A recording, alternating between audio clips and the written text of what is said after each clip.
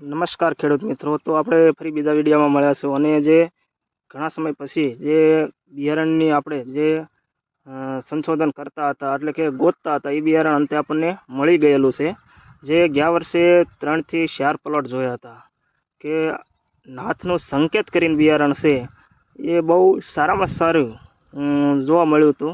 જે 8 થી 9 ફૂટની ઊંચાઈની અંદર જોવા મળેલું હતું અને ઉત્પાદનની અંદર પણ સારામાં સારું હતું।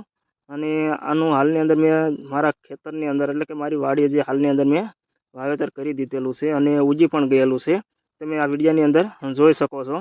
તો આ બિયારણ ખરેખર જે અલગ અલગ જિલ્લાની અંદર જોવો તો દરેક જિલ્લાની અંદર અલગ અલગ તમને ભાવમાં જોવા મળે છે અને બહુ અસતમાં છે।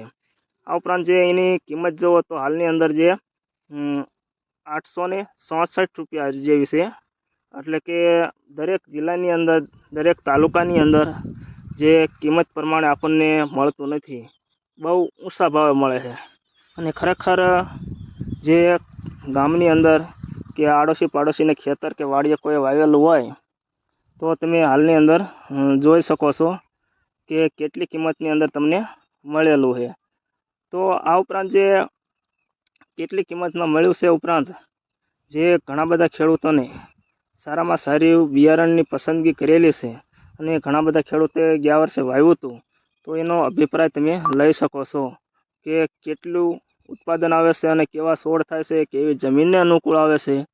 તો એ ખરેખર આ બિયારણ રહ્યું એ ઉત્પાદનની અંદર સારામાં સારું જોવા મળેલ હતું અને ગયા વર્ષે જે જોયું હતું એ પ્રમાણે એનું ઉત્પાદન પણ બહુ સારું મળેલું છે।